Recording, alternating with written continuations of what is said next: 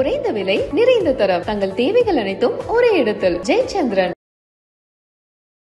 யார் பேச எந்திரிச்சாலும் துள்ளி குதிச்சு பதில் சொல்ற நிர்மலா சீதாராமன் இவர் பேசும்போது மட்டும் எப்படி பம்மி பதில் சொன்னாங்கன்றதை நீங்கள் பார்த்துருப்பீங்க. ஆக எங்களுக்குன்னா நான் தமிழ்நாட்டினுடைய நலனுக்காக, தமிழர்களுடைய உரிமைக்காக தலைவர் வைகோ அவர்கள் மீண்டும் ராஜ்யசபாவுக்கு போகணுங்கிறது எங்கள் ஆசை. நான் மாறவே மாட்டேன், நான் திருந்தவே மாட்டேன், எனக்கு எல்லாமே அரசாங்கம் செஞ்சு கொடுக்கணும்னு சொல்றது என்ன நியாயம் சொல்லுங்க? மக்கள் மீது தப்பு இருக்கின்றீங்க.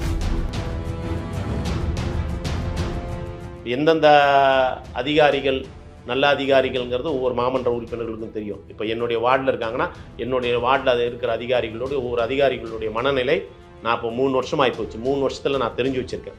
இப்போ நான் வெளிப்படையாகவே சொல்கிறேன், நானே 2 அதிகாரிகளை மாற்றி கொடுங்கன்னு சொல்லி பேரை எழுதி கொடுத்துருக்கேன். நான் ஸ்டெர்லைட்டை விரட்டின தலைவர் வைகோ அவர்களுடைய தம்பியா, மீத்தேனுக்காக போராடின வைகோனுடைய தம்பியா அப்படின்னு வரிசையாக சொல்லிட்டு இந்த திட்டத்தை தயவு செஞ்சு கொண்டு வராதிங்க. ஆச்சி பாதாம் ட்ரிங்க். ஆச்சி பாதாம் ட்ரிங்க் ஒன்னு வாங்கினா ஒன்னு ஃப்ரீ. அவர் கொடுப்பாரு, தலைவர் வைகோ ராஜ்யசபாவுக்கு அனுப்புவார்.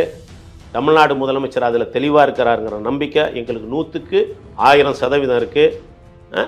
அதனால் எங்களுக்கு எந்த சந்தேகமும் இல்லை. அவர் கொடுக்கலன்னு சொல்லி சொன்னால் இந்த ஐஎஃப்சியினுடைய அமைப்பு என்ன பண்ணியிருக்கிறாங்க, சுற்றி ஆய்வு பண்ணியிருக்காங்க. ஆய்வு பண்ணும்போது ஏறக்குறைய 25,000 மக்களுக்கு அந்த நகரத்தில். இந்த நிலையில் மக்கள் என்ன நினைக்கிறாங்க, நிதி இல்லை அப்படின்றாங்க. நம்ம மேலே வரியை போடுறாங்க, வருஷம் 6% போடுறாங்க. நம்ம வரியை பிடுங்கி அது வார்டு மேம்பாட்டு நிதின்னு சொல்லி அவங்கள்ட்ட கொடுக்குறாங்க. அது முறையாக அந்த மக்கள் நல பணிகளுக்கு வருதா அப்படின்றத மக்கள் கேட்குறாங்க. இல்லை, அது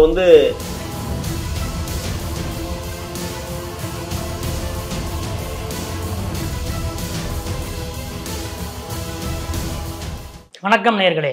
இன்றைய நமது சிறப்பு நேர்காணலில் நம்மோடு இணைந்திருக்கிறார் சென்னை மாநகராட்சியின் மாமன்ற உறுப்பினரும் வடசென்னை கிழக்கு மறுமலர்ச்சி திராவிட முன்னேற்ற கழகத்தின் மாவட்ட செயலாளரும் அக்கட்சியின் உயர்நிலைக்குழு உறுப்பினருமான திரு ஜீவன் அவர்கள். சார் வணக்கம். சென்னை மாநகராட்சி இந்தியாவிலேயே உலகத்திலேயே மிக மூத்த மாநகராட்சி. அதனுடைய பட்ஜெட் ஒரு சில தினங்களுக்கு முன்பு சென்னை மாமன்றத்தில் தாக்கல் செய்யப்பட்டிருக்கிறது. சுமார் 1 கோடி பேர் வரை சென்னை மாநகராட்சியிலே மக்கள் தொகை இருக்கிறார்கள். அதாவது 65 லட்சம் என்று பிப்ரவரி மாதம் அரசு செய்திக்குறிப்பிலேயே இருந்தாலும் அந்த ஃப்ளோட்டிங் பாப்புலேஷன் எல்லாம் சேர்த்து சுமார் 1 கோடிக்கும் மேற்பட்ட மக்கள் வசிக்கிற இந்த சென்னை மாநகராட்சியின் இந்த பட்ஜெட், அதில் நீங்கள் பேசி சென்னை மாநகரின் கவனத்தை ஈர்த்திருக்கீங்க. இந்த பட்ஜெட்டை முதல்ல எப்படி பார்க்குறீங்க? அதாவது மார்ச் மாதம் 19ஆம் தேதி வணக்கத்திற்குரிய மேயர் 15 துறைகளுக்கான 62 அறிவிப்புகளை அறிவித்தாங்க. அறிவித்ததில் எந்தெந்த துறைக்கு எவ்வளோ நிதின்னு சொல்லி அறிவித்து ஒதுக்கியிருக்காங்க. அதுக்கப்புறம் நிதி நிலைக்குழு தலைவர் அவங்க அந்த நிதி சம்பந்தமான அறிக்கை இது பண்ணியிருக்காங்க.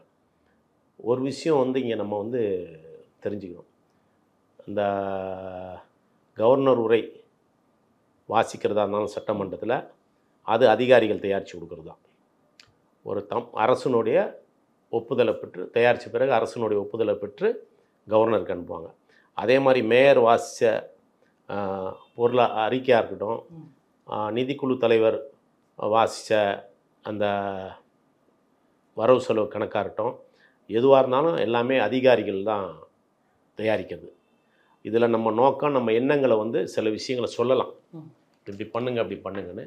ஏன்னா அவங்க நிர்வாகம் பண்ணுறவங்க. 5 வருஷத்துக்கு தான் நாம் இருப்போம். 5 வருஷத்துக்கு பிறகு யார் வேணாலும் மாறி வருவாங்க. ஆனால் அவங்க நிரந்தரமானவங்க. அவங்க என்ன தயாரித்து கொடுக்குறாங்களோ அதை வாசிக்கிறாங்க.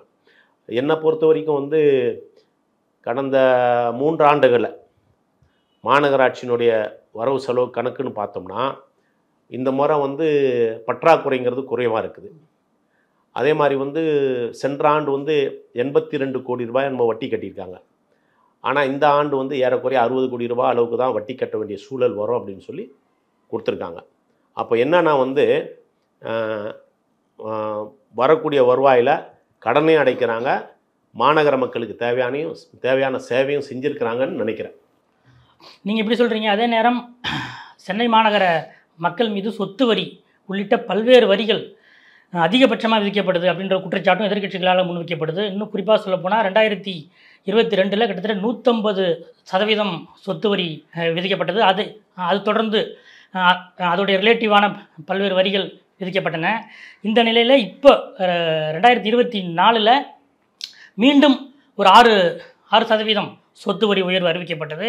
அதற்கும் எதிர்த்து எதிர்க்கட்சிகள் மட்டுமல்ல, கூட்டணி கட்சி உறுப்பினர்களே நீங்கள் மாமன்றத்தில் அதை எதிர்த்து நீங்கள் உங்கள் கருத்துக்களை முன் வச்சிங்க. இப்போ இந்த பட்ஜெட் விவாதத்தின் போது கூட பாரதிய ஜனதா கட்சி உறுப்பினர் உமா ஆனந்த் அவர்கள் ஒரு கேள்வி கேட்டார். அதற்கு மேயர் வந்து என்ன சொல்கிறாங்கன்னா, இல்லை 6% சொத்து வரியை உயர்த்தினா தான் மத்திய அரசு 350 கோடி ரூபா அதை விடுவிப்பேன் அப்படின்னு சொல்கிறாங்க. ஏற்கனவே மாநில அரசும் இதே போன்ற ஒரு குற்றச்சாட்டை தான் ஒன்றிய அரசு மேலே வச்சுட்டு இருக்காங்க. அப்போ அதே பாதையில் மாநகராட்சியும் இது போல் நிதி நெருக்கடியில் இருக்குது. அதற்கு காரணமாக மத்திய அரசே சொல்கிறீங்களா? நீங்கள் தான் 6% உயர்த்திட்டீங்கல்ல, அப்புறம் எப்படி அதை விடுவிக்காமல் இருக்காங்க? அதற்கு சென்னை மாநகராட்சி என்ன முயற்சி எடுத்திருக்காங்க? இல்லை, இப்போ வந்து அந்த 150% வரி ஏறிச்சுன்னு சொன்னீங்களா, அந்த 150% வரி உயர்வுங்கிறது வந்து வருத்தத்துக்குரிய விஷயம். ஆனால் அதே நேரத்தில் வந்து 10 ஆண்டுகளாக வந்து கடந்த ஆட்சி காலத்தில் 10 ஆண்டுகளாக வரி உயர்த்தப்படலை. மத்திய அரசு வந்து நமக்கு வந்து ஆண்டுக்கு ஒரு முறை வந்து 6% வரி உயர்த்தணும் அப்படிங்கிறது உயர்த்தினா தான் நமக்கான நிதி ஒதுக்குவேன்னு சொல்லியிருந்தாங்க. கடந்த 10 ஆண்டுகளில் நிதி ஒதுக்கலை. அந்த நிதிகள் நமக்கு முழுமையாக வந்து சேரல. மத்திய அரசுடைய நிதிகள் சுமார் 4000 கோடி ரூபா மானியம் வரல. ஆமாம், அதான் அது வரல. அப்போ அந்த வரி உயர்த்தாதனால நமக்கு வர வேண்டிய வரவு வரல. இப்போ வரி அந்த 150% மொத்தமாக உயர்த்தினோடனே மக்களுக்கு என்ன ஆகிப்போச்சு, அது பெரிய சுமையாகிப்போச்சு. மக்களுக்கு பெரிய சுமையானதனுடைய விளைவு வந்து கொஞ்சம் அதிருப்திகள் இருந்தது. இப்போ மாமன்ற உறுப்பினர் நாங்கள் அங்கங்கே போகும்போது எங்கிட்ட வரும்போது அந்த குறைகளை சொல்லும் போது நம்ம வந்து கேட்குறவங்களுக்கு தான் நம்ம விளக்கம் சொல்ல முடியும். வந்து கேட்காதவங்களுக்கு நம்ம சொல்ல முடியாது. ஆக உண்மையான நிலைமை என்னென்னா, ஆண்டாண்டுக்கு 6 மாதம் ஏற்ற வேண்டிய வரியை ஏற்றலை. இப்போ உதாரணத்துக்கு ஒன்றும் இல்லை, ஒரு வீட்டுக்கு நம்ம வாடகைக்கு போகிறோம். வாடகை போகும்போது என்ன பண்ணுவாங்க, 10-11 மாதம் அக்ரிமெண்ட் போடுவாங்க இல்லையா? அக்ரிமெண்ட் போடும்போது திரும்பி அந்த அக்ரிமெண்ட்டை வந்து மறுபடியும் வந்து நீட்டிக்கும் போது என்ன பண்ணுவாங்க, 10% 20% ஏற்றுவாங்க.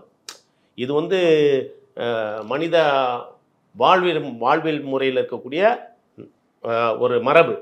அந்த அடிப்படையில் தான் 6% ஏற்ற வேண்டிய வரி அவங்க ஏற்றாதனுடைய விளைவு இவங்க ஏற்றினாங்க. இப்போ நம்ம இந்த ஆண்டுக்காக 6% வரி ஏற்றிருக்கோம். வரி ஏற்றினோடனே மத்திய அரசு நமக்கு வந்து இந்த மார்ச் எண்டுக்குள்ளார 350 கோடி ரூபாய் தரணும். மத்திய அரசு தரல. மத்திய அரசு இதை மொத்தமாக தராமல் இருக்குது. கல்விக்கான தொகை தரல. மும்மொழி கல்வின்னு சொல்லிட்டு அதில் ஒரு கிடுக்குப்பிடு போட்டு நமக்கு வந்து நிதி தராமல் இருக்காங்க. ஆக வந்து மத்திய அரசு தமிழ்நாட்டை பொறுத்த வரைக்கும், தென் மாநிலங்களை பொறுத்த வரைக்கும், பாரதிய ஜனதா ஆளாத மாநிலங்களுக்கு பொறுத்த வரைக்கும் மாற்றாந்தாய மனப்பான்மையோடு தான் ஒன்றிய அரசு நடந்துக்குது. அதனால தான் நமக்கு வந்து நிதி வரதில் வந்து தட்டுப்பாடு இருக்குது. நிதி வராத சூழல்லையும் அதை சமாளிக்கக்கூடிய திறனோட தமிழ்நாடு முதலமைச்சரும் சரி, சென்னை மாநகராட்சியும் சரி. நீங்களே சொல்கிறீங்க, நிதி வராத ஒரு சூழலில் தான் இந்த பட்ஜெட் தாக்கல் செய்யப்பட்டிருக்கு.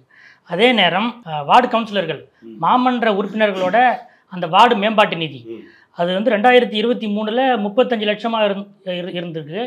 இப்போ இந்த பட்ஜெட்டில் அதை வந்து 50 லட்சத்திலிருந்து 60 லட்சமாக உயர்த்தப்பட்டிருக்கு. அதே போல் மேயருடைய மேம்பாட்டு நிதி ஒரு வருடத்துக்கு 3 கோடியிலிருந்து 4 கோடியாக உயர்த்தப்பட்டிருக்கு.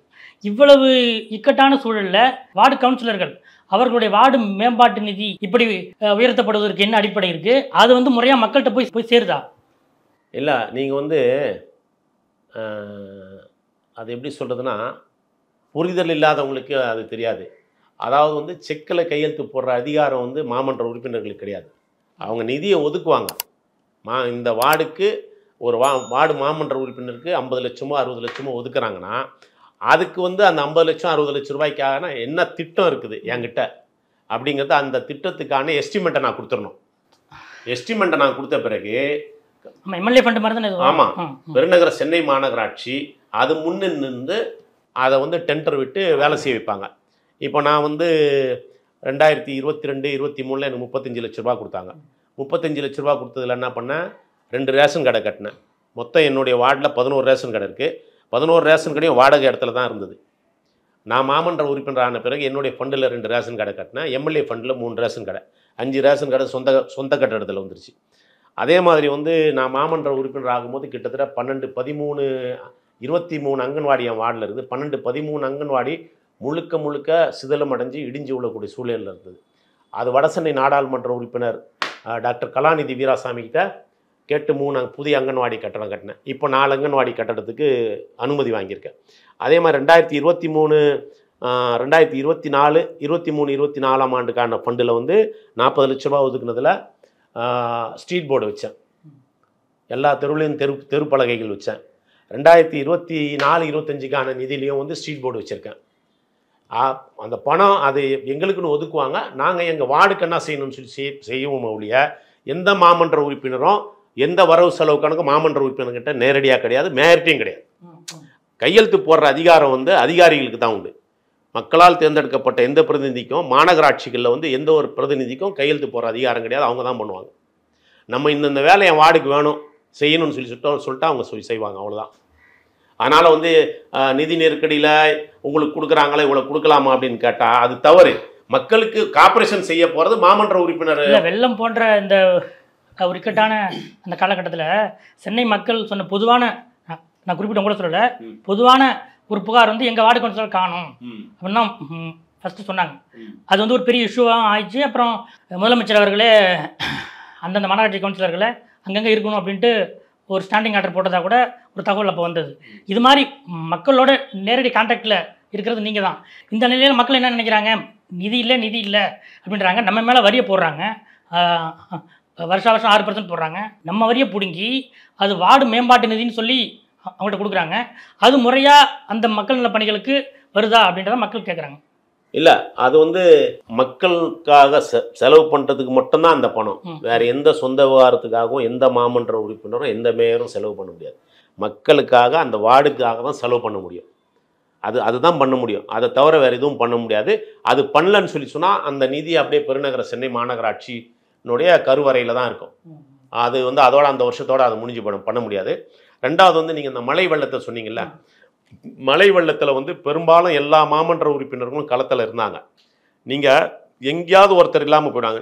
ஒரே ஒரு விஷயம் உங்களுக்கு சொல்கிறேன். எங்கேயாவது வந்து ஊடகங்கள் மாமன்ற உறுப்பினர்கள் மக்களால் தேர்ந்தெடுக்கப்பட்ட பிரதிநிதிகள் களத்தில் இருந்து வேலை செஞ்சதை எங்கேயாவது காட்டியிருக்காங்களா?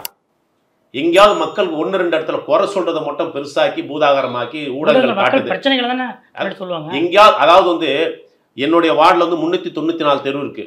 394 தெரு 17,800 சில்லற குடியிருப்புகள் இருக்குது.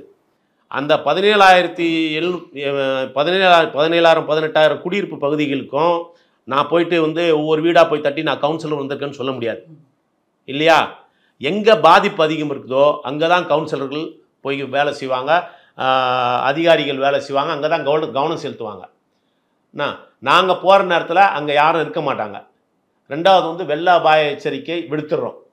பெருநகர சென்னை மாநகராட்சியும் அரசாங்கமும் வெள்ளம் வரப்போது தாழ்வான பகுதியில் இருக்கிற மக்கள் வந்து அரசு காப்பங்களுக்கு வாங்க, இல்லைன்னு சொல்லி சொன்னால் பாதுகாப்பான இடங்களுக்கு போங்கன்னு சொல்கிறாங்க.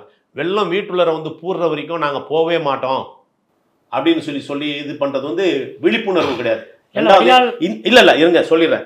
இந்த இடத்துல வந்து ஒவ்வொரு ஆண்டும் வெள்ளம் வருது அப்படிங்கிறது நமக்கு தெரியும் இல்லையா? இல்லை, வடிகால் பணிகள் வந்து 70% ஆயிடுச்சு, 100% ஆயிடுச்சுன்னு அரசாங்க தரப்புல தானே சொல்கிறாங்க. வடிகால் பணிகள் நடந்துருது, நம்பி மக்கள் இருக்காங்க. அந்த வடிகால் பணிகளை செஞ்சதை மக்கள் பாதுகாப்பாக வச்சுக்கிறாங்களா? அதில் போடக்கூடாத குப்பைங்களை போடுறாங்க, அதில் பண்ணக்கூடாத காரியங்களை பண்ணுறாங்க. உங்களுக்காக உருவாக்கி தரதை நீங்கள் பாதுகாக்கணும்னு நினைக்கணுமா ஒழிய எல்லாத்துக்குமே அரசாங்கத்தை குறைக்க சொல்ல முடியாது. ஒவ்வொரு மனிதனுடைய மாற்றம் தான் வந்து ஒட்டுமொத்த உலகத்தினுடைய மாற்றம், ஒட்டுமொத்த ஊரினுடைய மாற்றம், ஒட்டுமொத்த தெருவினுடைய மாற்றம். நான் மாறவே மாட்டேன், நான் திருந்தவே மாட்டேன், எனக்கு எல்லாமே அரசாங்கம் செஞ்சு கொடுக்கணும்னு சொல்கிறது என்ன நியாயம் சொல்லுங்கள்? மக்கள் மீது தப்பு இருக்குன்றீங்க. அதாவது ஒவ்வொரு தவறும் வந்து ஆரம்பிக்கிறதே மக்கள் மத்தியில் தான். இப்போ நான் அரசியல்வாதி, நான் வானத்தில் இருந்தால் குதிச்சுட்டு வந்திருக்கேன் இல்லையா? உங்களில் ஒருத்தன் தானே. என்னை நீங்கள் நம்பி தேர்ந்தெடுக்கிறீங்க, உங்கள் நம்பகத்தன்மைக்கு தகுந்த மாதிரி நான் நடந்துக்கணும். அதே நேரத்தில் உங்கள் நம்பகத்தன்மையிலேருந்து நான் மாறுபட்டு போகாத அளவுக்கு நீங்கள் என்னை வழி நடத்தணும். உங்கள் சுயநலத்துக்காக என்ன பயன்படுத்துவீங்க, உங்கள் சுயநலத்துக்கு நான் பயன்படுத்தும் போது என்ன விமர்சனம் பண்ணுவீங்கிறது நியாயம் இல்லைல்ல. இப்போ நீங்கள் சொன்ன மாதிரி அதிகாரிகள்கிட்ட தான் எல்லா பவரும் இருக்குன்றீங்க. கடந்த ஒரு மாதமா ஜனவரி மாதம் வந்து மாமன்ற கூட்டத்தில் மேயரில் ஆரம்பித்து மாமன்ற உறுப்பினர்கள் வரை அதிகாரிகள் மேலே சரமாரியாக குற்றம் சாட்டினாங்க. அது அதிகாரிகள் வந்து எந்த ஒரு ஆய்வுக் கூட்டத்துக்கும் வர்றதில்லை, அவங்க வந்து எங்களுக்கு ஒத்துழைப்பு கொடுக்கறதே இல்லை அப்படின்ட்டு மேயரில் ஆரம்பித்து கவுன்சிலர்கள் வரை அந்த குற்றம் சொன்னாங்க. அது ஒரு பெரிய செய்தியாக ஆங்கில ஊடகங்களில் வந்தது. அதற்கு எதிரொலியாக முதலமைச்சர் அவர்களே இதில் தலையிட்டு இது என்ன நடக்குது என்று விசாரித்ததாகவும் ஒரு செய்தி வந்தது. இப்போ மாமன்ற உறுப்பினர்களுக்கும் அதிகாரிகளுக்கும் இடையிலான உறவு எப்படி இருக்குது? நீங்கள் சொல்கிற மாதிரி முழு அதிகாரமும் அவங்கள்ட்ட தான் இருக்குன்றீங்க, எல்லா பவரும் அவங்கள்ட்ட தான் இருக்குன்றீங்க. அப்போ இந்த புகார் வருது, மாமன்ற உறுப்பினர்களுக்கும் அதிகாரிகளுக்கும் இடையிலான உறவு இப்படி இருந்தால் எப்படி மக்கள் நலப்பணிகள் நடக்கும், குறிப்பாக சென்னையில்? அதாவது வந்து என்னென்னா, நான் உங்கள்கிட்ட எப்படி நடந்துக்கிறேனோ அப்படி தான் நீங்கள் என்கிட்ட நடந்துவீங்க. நான் உங்களை மரியாதையாக பார்த்தேன்னா நீங்கள் மக்களை சொன்னீங்க, அடுத்து மாமன்ற உறுப்பினர்களுக்கு வந்துட்டீங்களா? இல்லை, பொதுவாக சொல்கிறேன். அதாவது என்னன்னா வந்து அதிகாரிகள் அப்படின்றவங்க வந்து அவங்க வந்து எப்படி சொல்கிறதுன்னா ஏட்டு சுரக்காய். அவங்க படிச்சுட்டு வந்திருக்காங்க. நாங்கள் மாமன்ற உறுப்பினர்கள் அதாவது பொது வாழ்க்கையில் ஈடுபட்டிருக்கிறவங்க மக்களோட உருண்டு பிறண்டு ஏந்திச்சு வந்திருக்கோம். எங்களுடைய அனுபவங்களை நாங்கள் சில விஷயங்களை சொல்லும் போது அதிகாரிகளுக்கு வந்து ஏற்றுக்கக்கூடிய மனநிலை வேணும். ஆனால் அது வந்து பல அதிகாரிகள்கிட்ட இல்லை. என்னன்னு சொன்னால், நான் படிச்சுட்டு வந்துட்டேன், இவனுக்கு நான் என்ன மரியாதை கொடுக்குறது, இவன் 5 வருஷம் தானே, நான் 60 வருஷம், இவனுக்கு நான் 60 வயசு வரைக்கும் எனக்கு, நான் என்னத்துக்கு இவனுக்கு மரியாதை கொடுக்கணும் அப்படிங்கிற மாதிரியான மனநிலை அதிகாரிகள்கிட்ட இருக்குது. மறுக்கலை. அதே நேரத்தில் வந்து எல்லா அதிகாரிகளும் வேலை செய்கிறது இல்லைன்றது இல்லை. எந்தெந்த அதிகாரிகள் நல்ல அதிகாரிகள்ங்கிறது ஒவ்வொரு மாமன்ற உறுப்பினர்களுக்கும் தெரியும். இப்போ என்னுடைய வார்டில் இருக்காங்கன்னா என்னுடைய வார்டில் அது இருக்கிற அதிகாரிகளோடைய ஒவ்வொரு அதிகாரிகளுடைய மனநிலை நான் இப்போ 3 வருஷம் ஆகிப்போச்சு. 3 வருஷத்தில் நான் தெரிஞ்சு வச்சுருக்கேன். இப்போ நான் வெளிப்படையாகவே சொல்கிறேன், நானே வந்து 2 அதிகாரிகளை மாற்றி கொடுங்கன்னு சொல்லி பேரை எழுதி கொடுத்துருக்கேன். பேரை எழுதி கொடுக்கும்போது மேயரும் கமிஷனரும் என்ன சொன்னாங்க, இந்த மழை காலம் மழை முடியட்டும், ஏன்னா இந்த ஃபீல்டு அவங்களுக்கு தான் தெரியும், திடீர்னு புதுசாக ஒரு ஆள் வந்து அந்த ஏரியா நிலவரம் தெரியாதுன்னு சொல்லி சொன்னாங்க. ஆனால் இன்னும் மாற்றி கொடுக்கல. அதிகாரிகள் வந்து மெத்தனமாக இருக்கிற அதிகாரிகள் இருக்காங்க. அதே நேரத்தில் வந்து அக்கறை எடுத்து வேலை செய்கிற அதிகாரிகளும் இருக்கிறாங்க. யார் அதிகமாக இருக்கிறாங்க அப்படின்னு சொல்லி சொன்னோம்னா 50-50. இப்போது என்னுடைய இதில் வந்து நேரு நகர் இங்கே இருக்குது. நேரு நகர் ஓரமாக ஒரு கால்வாய் இருக்குது. அந்த கால்வாய் முழுக்க வந்து கடந்த 10 ஆண்டுகளில், இந்த 10 ஆண்டில், கடந்த 10 ஆண்டுகளில் ஆக்கிரமிக்கப்பட்டுச்சு. இப்போ வெள்ளம் வந்தது, இடுப்பளவு தண்ணியில் நான் ஒவ்வொரு வீட்டுள்ளே போயிட்டு வந்ததுக்கு பிறகு என்ன பண்ணுறேன், உள்ளூர் அதிகாரிகளை வச்சு முதல்ல பார்க்குறேன், சட்டமன்ற உறுப்பினர் கூட்டு போய் பார்க்குறேன், அப்புறம் ஆர்டிசியை வர வச்சு பார்க்குறேன். வர வச்சு பார்த்ததுக்கு பிறகு என்ன பண்ணுறோம், உயர்நீதிமன்ற உத்தரவுப்படி இந்த நீர்நிலை ஆக்கிரமிப்புகளை அப்புறப்படுத்தணும் அப்படின்னு சொல்கிறேன். சொல்லும் போது என்ன பண்ணுறாங்க, லோக்கலில் இருக்கிற அதிகாரி நோட்டீஸ் கொடுத்துறேன் சார், பண்ணிடுறேன் சார், பார்க்குறேன் சார்னாரு. நடக்கலை. அதுக்கப்புறம் என்ன பண்ணுறேன், ஆர்டிசியில் போய் சொல்கிறேன், அந்த ஆக்கிரமிப்புகளை எடுக்கணும், அடுத்த மழைக்குள்ளே எனக்கு இதை சரி பண்ணி தரணுன்றேன். நோட்டீஸ் கொடுக்குறான், கூப்பிட்டு சத்தம் போட்டு நோட்டீஸ் கொடுக்குறாங்க. நோட்டீஸ் கொடுத்த பிறகு தாசில்தாரை போய் பார்க்குறேன். தாசில்தார் தான் வந்து மார்க் பண்ணி கொடுக்கணும், வட்டாட்சியர், அவங்கள போய் பார்க்குறேன். அவங்களும் வந்து மார்க் பண்ணி கொடுத்துட்டாங்க. மார்க் பண்ணி கொடுத்து இன்னும் எடுக்கலை. அப்போ என்னன்னா, வேலை செய்யணுங்கிற எண்ணம் ஆர்வம் உள்ள அதிகாரிகள் தான் அது நடக்கும். ஆர்டிசி சொல்லிட்டாரு, கமிஷனர் சொல்லிட்டாரு, தாசில்தார் மார்க் பண்ணி கொடுத்தாச்சு, சரி இதை உடனே வந்து நீங்கள் முழுசாக புறப்படுத்த வேணாம், போனோன்னு எந்தெந்த ஆக்கிரமிப்பு இருக்குதோ ஜேசிபி போய் டப்புன்னு தட்டி விட்டு போயிட்டீங்கன்னா, அடுத்து நம்ம கால்வாய் கட்டும் போது கால்வாய் கட்ட கான்ட்ராக்ட் எடுக்கிறவங்க வந்து என்ன பண்ணுவாங்க, முழுசாக அடித்து அது பண்ணிடுவாங்க. அந்த மாதிரி பண்ணக்கூடிய மனோநிலை இல்லாமல் என்ன பண்ணுறாங்கன்னா, அவங்க பாட்டு மெத்தனமாக இருப்பாங்க, மற்ற வேலைகள் பார்ப்பாங்க. இப்போ இப்படிப்பட்ட அதிகாரிகள் மீது, அதாவது மாமன்ற உறுப்பினர்கள் மீது முதலமைச்சர் ஸ்டாலின் சாட்டை வீசுகிறாரு, அவங்களை கண்டிக்கிறாரு அப்படிலாம் செய்தி வருது. இப்படிப்பட்ட அதிகாரிகள் மீது அரசாங்கம் என்ன நடவடிக்கை எடுத்திருக்கு, என்ன நடவடிக்கை எடுக்குன்னு இல்லை, அதில் வந்து முதலமைச்சர் வந்து மாமன்ற உறுப்பினர்கள் மேலே சாட்டை வீசினது தவறு நான் சொல்ல மாட்டேன், அது நியாயம்தான். ஏன்னா நான் ஆளுங்கட்சி, நான் வேலை வாங்குகிற இடத்துல இருக்கிறேன். நான் வேலை வாங்குகிற இடத்துல இருந்துட்டு நான் பொது வெளியில் வந்து அதிகாரிகளை திட்டுறது விமர்சனம் பண்ணுறதுங்கிறது வந்து, அப்போது முதலமைச்சரால் நியமிக்கப்பட்ட, முதலமைச்சரால் பணியமர்த்தப்பட்ட, இடமாற்றம் செய்து வரப்பட்ட அதிகாரிகள் சரியில்லை அப்படின்னு நாம் குற்றச்சாட்டு சொல்லணும்னா முதலமைச்சருடைய முடிவு தவறுன்னு ஆகிப்போதில்ல. அப்போது நீங்கள் உங்களுடைய குறைகளை இப்போ எங்கே போய் சொல்லலாம்? முதலமைச்சர்கிட்ட சொல்லலாம். அது மேயர் போய் சொல்லலாம், துணை மேயர் சொல்லலாம், நிலைக்குழு தலைவர்கள் சொல்லலாம், மண்டல குழு தலைவர்கள் போய் சொல்லலாம், ஆளுங்கட்சியினுடைய தலைவர் இருக்கிறார், அவர் போய் முதலமைச்சரை பார்த்து இந்த அதிகாரி இப்படி பண்ணுறாங்க, நீங்கள் இது வந்து சரி பண்ணுங்கள், இந்த அதிகாரிகளை மாற்றுங்க. இல்லை முதலமைச்சர்கிட்ட சொல்ல முடியலன்னு சொன்னால் மாண்புமிகு கே நேருவை போய் பார்த்து சொல்லலாம். அவர் தான் துறையினுடைய அமைச்சர், அவரை போய் பார்த்து சொல்லலாம். நீங்கள் பொது வெளியில் பேசுகிறதுங்க வந்து செய்தி ஆகுதுல்ல, அப்போ விமர்சனம் வந்து அரசு மேலே தானே விமர்சனம் வரும். அப்போ வந்து திமுக மாமன்ற உறுப்பினர்களுக்கு அரசு மீது பயம் இல்லையா? எது அரசு மீது பயம் இல்லைங்கிறது இல்லை, அவங்க ஆதங்கம். அது பயம் இல்லைங்கிறது சொல்ல முடியாது. நம்ம நான் டவுன் பிளானிங்கில் இருக்கேன், டவுன் பிளானிங்கில் தொடர்ந்து ஒரு 3 கூட்டத்துக்கு ஒரு அதிகாரி வரலங்கும் போது அந்த நிலைக்குழு தலைவருக்கு கோவம் வரும், உறுப்பினர்களுக்கு கோவம் வரும். நம்ம வேலை வெட்டி இல்லாமையாக வந்து உட்காந்துருக்கோம், ஒரு அதிகாரி கூட வரல, ஒரு அதிகாரி கூட மரியாதை கொடுக்க மாட்டேன்றாங்க, ஒரு அதிகாரி கூட வேலை செய்ய மாட்டேறாங்கள, கோவம் வரும். அந்த கோவத்தை, அந்த நியாயத்தை எங்கே போய் சொல்லணும்னா துறையினுடைய அமைச்சர்கிட்ட சொல்லணும், இல்லை கமிஷனர்கிட்ட சொல்லணும். ஒன்று உங்களுக்கு சௌரியமான தேதியை சொல்லுங்கள், அப்போ நாங்கள் மாதத்தில் ஒரு நாள் அந்த கூட்டத்தை நாங்கள் வச்சுக்கிறோம். இல்லை எங்களுக்கு சௌரியமான தேதியை சொல்கிறோம், அந்த தேதியில் அதிகாரிகளை வர வைங்கன்னு சொன்னோம். அது வந்து ஒரு ஜனவரி 30ஆம் தேதி அந்த பொது வெளியில் பேசுனதுங்கிறது தேவையில்லாத விஷயம்னு நினைக்கிறேன். சார், இன்னொரு முக்கியமானது, நீங்கள் மாமன்றத்தில் பேசும்போது சென்னை மாநகரிலே இப்போது ஒரு பெரிய அச்சுறுத்தலாக விளங்கி கொண்டிருக்கிறது என்று கொடுங்கையூர் குப்பை கிடங்கை அடிப்படையாக வைத்து அங்கே எரிவுலை அமைக்கப்படும் அந்த திட்டத்தை எதிர்த்து நீங்கள் பேசியிருக்கீங்க. ஏற்கனவே மதிமுக இதே போன்ற நச்சு ஆலைகளை எதிர்த்து பல்வேறு போராட்டங்களை, மக்கள் மன்றம், சட்ட போராட்டம் எல்லாம் நடத்திருக்கீங்க.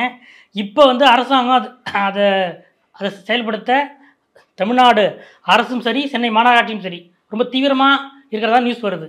இதை எப்படி எதிர்கொள்ள போகிறீங்க? இதனால் சென்னை மக்களுக்கு என்ன நடக்க போகுது? நான் வந்து மக்களால் தேர்ந்தெடுக்கப்பட்ட பிரதிநிதிங்கிற முறையில், அதுவும் வடசென்னை வாசிங்கிற முறையில் இதனுடைய அபாயத்தை எந்த விதத்தில் சொல்லணுமோ அந்த விதத்தில் மாமன்றத்தில் சொல்லிட்டேன்.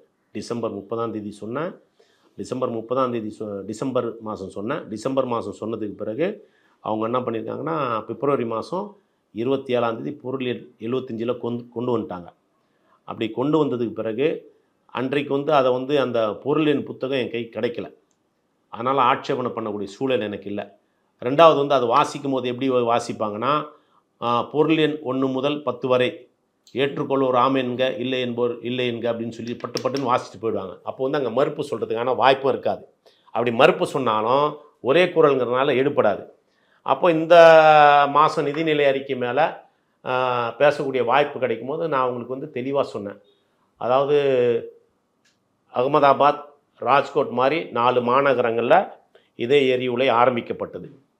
ஆரம்பிக்கிறதுக்காக வந்து எஃப்ஐசிங்கிறது ஐஎஃப்சி, இன்டர்நேஷ்னல் ஃபைனான்ஸ் கார்ப்பரேஷன் அப்படிங்கிற ஒரு அமைப்பு வந்து $40 மில்லியன் முதலீடு பண்ணியிருக்குது. $40 முதலீடு பண்ணும்போது இந்த 4 நகரங்கள்கிட்ட போட்ட அக்ரிமெண்ட் என்னென்னா, இந்த எரிவுலை திட்டத்தினால சுற்று வட்டாரத்தில் இருக்கிற மக்களுக்கு எந்த விதமான பாதிப்பு இருக்கக்கூடாது. ரெண்டாவது அக்ரிமெண்ட் என்னன்னா, காற்று மாசுபடக்கூடாது. இது ரெண்டும் இருந்தால் இந்த ஒப்பந்தம் ரத்தாகும்னு சொல்லி சொன்னாங்க. அதெல்லாம் ஒன்றும் கிடையாதுன்னு சொல்லி இவங்க ஆய்வறிக்கையெல்லாம் கொடுத்தாங்க. ஆய்வறிக்கை கொடுத்ததுக்கு பிறகு இவங்க என்ன பண்ணியிருக்காங்க, சோதனை முயற்சியாக வந்து அந்த 4 எரிவுலைகளையும் நடத்தியிருக்காங்க. நடத்தின கொஞ்ச நாளுக்குள்ளர இந்த ஐஎஃப்சியினுடைய அமைப்பு என்ன பண்ணியிருக்கிறாங்க, சுற்றி வந்து ஆய்வு பண்ணியிருக்காங்க. ஆய்வு பண்ணும்போது ஏறக்குறைய 25,000 மக்களுக்கு அந்த நகரத்தில் புது விதமான நோய் தொற்று ஏற்பட்டுருக்குது. இந்த ஸ்கின் டிசீஸ் அதெல்லாம் வந்து ஏற்பட்டுருக்குது. அது போக வந்து காற்று மாசாயிருக்குது. காற்று மாசுபட்டதுனால பிப்ரவரி மாதம் அந்த ஒப்பந்தத்தை ரத்து பண்ணிட்டாங்க. அவங்க அந்த 4 நகரத்தினுடைய எரிவுலை திட்டத்துக்கு கொடுத்த நிதியை திரும்ப பெற்று திட்டத்தை வந்து இது பண்ணிட்டாங்க. ஆனால் அதே பிப்ரவரி மாதம் இவங்க அறிவிக்கும் போது இது வந்து வடசென்னை மக்களுக்கு மட்டும் இல்லை, சென்னை முழுக்க இருக்கக்கூடிய மக்களினுடைய உயிருக்கும் உடமைக்கும் ஆபத்து விளைவிக்கும். நான் வந்து ஸ்டெர்லைட்டை வந்து விரட்டின தலைவர் வைகோ அவர்களுடைய தம்பியா, மீத்தேனுக்காக போராடின வைகோனுடைய தம்பியா அப்படின்னு வரிசையாக சொல்லிவிட்டு, இந்த திட்டத்தை தயவு செஞ்சு கொண்டு வராதிங்க, ஆய்வு செய்யுங்க, இந்த திட்டத்தை நாங்கள் ஒரு காலமும் அனுமதிக்க மாட்டோம் அப்படின்னு சொன்னேன். சொல்லும் போது பேசி முடித்தோடனே மேயர்னா பதில் சொன்னாங்கன்னா, நீங்கள் சொன்ன அந்த எரிவுலை திட்டத்தை பற்றி நாங்கள் வந்து கமிஷனர் நானும் பேசி கலந்து பேசி மறு ஆய்வு செய்கிறோம் அப்படின்னு சொல்லி சொன்னாங்க. இதில் நீங்கள் கவனிக்க வேண்டிய விஷயம் என்னென்னா, இந்த 2100 டன் மெட்ரிக் 2100 டன் குப்பை எரிக்கிறதன் மூலிமா 31 மெகாவாட்ஸ் மின்சாரம் தான் கிடைக்கும். 31 மெகாவாட்ஸ் மின்சாரத்துக்காக ஏறக்குறைய சென்னையில் இருக்கக்கூடிய 1 கோடி மக்களினுடைய வாழ்வாதாரத்தோட உயிரோட உடைமையோட விளையாடுறாங்க. அதை வந்து ஏற்றுக்க முடியாதுங்கிறது என்னுடைய கருத்து. இந்த பகுதியில் வாழக்கூடியவங்க முறையில் என்னுடைய கருத்து. அதே மாதிரி வந்து இது வந்து கூடாதுன்னு சொல்லி பூவுலக நண்பர்கள் அவங்க ஒரு ஆய்வு பண்ணி அவங்களும் கமிஷனர் சந்தித்து கொடுத்துருக்காங்க. பல்வேறு அமைப்புகள் கொடுத்துருக்காங்க. பல்வேறு அமைப்புகள் கொடுத்த அந்த தரவை வச்சு தான் நான் மாமன்றத்தில் பேசினேன். ஏன்னா நான் என்னுடைய சொந்த கண்டுபிடிப்பு கிடையாது, அவங்கெல்லாம் சொன்னதை வச்சு தான் பேசியிருக்கேன். இது வந்து நேற்று டெக்கான் கிரானிக்லேயோ ஏதோ வந்து அந்த திட்டம் தற்காலிகமாக நிறுத்தப்பட்டிருக்குது அப்படின்ற மாதிரி செய்தி வந்ததுன்னு சொல்லி நீங்கள் வரதுக்கு முன்னாடி தான் எனக்கு ஒருத்தர் ஃபோன் பண்ணி சொன்னார், இந்த மாதிரி செய்தி வந்திருக்குது அப்படின்னு. இல்லை மேயர் தற்காலிகமாக நிறுத்துற மாதிரி என்று சொல்லி ஆய்வு செய்யறதுதானே சொல்லியிருக்காங்க. அவங்க நிறுத்துறோன்னு சொல்லி சொல்லலை. இல்லை சார் பேப்பரில் அப்படி வந்திருக்குது, அது என்னன்னு தெரியல, நான் வேணா விசாரிச்சுக்கிறேன்னு சொல்லியிருக்கிறேன். அதனால் இந்த எரிவுலை திட்டம் அப்படிங்கிறது மக்களுக்கு பெருங்கேடு விளைவிக்கக்கூடிய திட்டம். அது வேணாங்கிறதுல வந்து வடசென்னை மக்கள், அதாவது வந்து நான் வந்து தோழமை கட்சியினுடைய மாமன்ற உறுப்பினர்கள் முறையில் பேசிடுறேன், மற்ற தோழமை கட்சியினுடைய மாமன்ற உறுப்பினர்கள் பேசுகிறாங்க. ஆனால் திமுகனுடைய மாமன்ற உறுப்பினர்களுக்கு என்னமோ நோக்கமோ அதுதான், வரக்கூடாதுங்கிறது தான் நோக்கம். ஆனால் அவங்க வெளிப்படையாக பேச முடியாது. கட்சி கட்டுப்பாடுன்னு ஒன்று இருக்குது. அவங்களுடைய ஆளுங்கட்சி கொறடா இருக்கார், கொறடானுடைய உத்தரவு மீறி பேச முடியாது. அதனால் அவங்க பேசாமல் அமைதியாக மௌனம் காக்குறாங்க. ஆனால் வேணாங்கிறது வந்து எல்லா மக்களால் தேர்ந்தெடுக்கப்பட்ட பிரதிநிதிகளுக்கும் உண்டு. இப்போ நீங்கள் மாமன்ற உறுப்பினர் அப்படின்ற அடிப்படையில் இவ்வளோ கேள்விகள் கேட்டோம். அடுத்தது மதிமுகவோட உயர்நிலைக்குழு உறுப்பினர் அப்படின்ற வகையில் சில கேள்விகள் இருக்குது. அதாவது உங்கள் கட்சியின் பொதுச் செயலாளர் வைகோ அவர்கள் இப்போது ராஜ்யசபா எம்பியாக இருக்கிறார். அவருடைய பதவிக்காலம் வருகிற ஜூலை மாதத்தோடு முடிவடைகிறது. இந்த பட்ஜெட் கூட்டத்தொடரில் கூட அவருடைய உரை வீச்சு அது அகில இந்திய அளவிலே அனைவரும் கவனிக்கத்தக்க அளவில் இருக்கிறது. நேற்று முன்தினம் கூட அவருடைய ஆவேச பேச்சுக்களை பார்த்தோம். ராஜ்யசபாவில் வைகோவுடைய குரல் அடுத்த 6 ஆண்டுகளும் ஒலிக்குமா? அதுக்கான அரசியல் சூழல் எப்படி இருக்குன்னு நினைக்கிறீங்க? அவருடைய குரல் ஒலிக்கணும்னு எங்களுக்கு ஆசை. தமிழகத்தில் இருக்கக்கூடிய மக்களுக்கு மட்டும் இல்லை, உலகெங்கும் வாழக்கூடிய தமிழர்களுக்கும் அவருடைய குரல் ஒலிக்கணுங்கிறது ஆசை. நீங்கள் சொன்னீங்க அந்த தலைவர் வைகோ அவர்கள் வந்து நாடாளுமன்றத்தில் பண்ணார்னு. நீங்களும் அந்த காட்சியை பார்த்துருப்பீங்க. யார் பேச எழுந்திரிச்சாலும் துள்ளி குதித்து பதில் சொல்கிற நிர்மலா சீதாராமன் இவர் பேசும்போது மட்டும் எப்படி பம்மி பதில் சொன்னாங்கன்றதை நீங்கள் பார்த்துருப்பீங்க. ஆக எங்களுக்கு என்ன, நான் வந்து தமிழ்நாட்டினுடைய நலனுக்காக, தமிழர்களுடைய உரிமைக்காக தலைவர் வைகோ அவர்கள் மீண்டும் ராஜ்யசபாவுக்கு போகணுங்கிறது எங்கள் ஆசை. அந்த ஆசை திராவிட முன்னேற்ற கழகத்தினுடைய தலைவர், தமிழகத்தினுடைய முதலமைச்சர் மாண்புமிகு முத்துவேல் கருணாநிதி ஸ்டாலின் அவர்களுக்கும் இருக்குதுன்னு நாங்கள் நம்புகிறோம். ஏன்னு சொல்லி சொன்னால் எல்லா கட்சிகளுக்கும் 2 எம்பி கொடுத்துருக்காங்க, எங்களுக்கு 1 எம்பி தான் கொடுத்தாங்க. இன்னொரு எம்பி ராஜ்யசபாவை கனெக்ட் பண்ணி தான் அவர் எங்களுக்கு 1 எம்பி கொடுத்ததா நாங்கள் நம்புகிறோம். அந்த ஒப்பந்தம் அப்படி இருக்கா? அது போட மாட்டாங்களே, ப்ரீடு இருந்ததில்ல. கமலஹாசனுக்கு ஏன் போட்டாங்க அப்படின்னு கேட்டால் அவர் புதுசாக கூட்டணிக்கு வராரு, அப்போ அவரை உறுதிப்படுத்தணுன்றதுக்காக அவருக்கு ஒப்பந்தம் போட்டாங்க. போன முறை எங்களுக்கு அந்த மாதிரி ஒப்பந்தம் போட்டாங்க. இருப்பீங்கன்னு அவங்க நாங்கள் நம்புகிறோம். முதலமைச்சர் எங்களை ஏமாற்ற மாட்டாருங்கிறத நாங்கள் நம்புகிறோம்.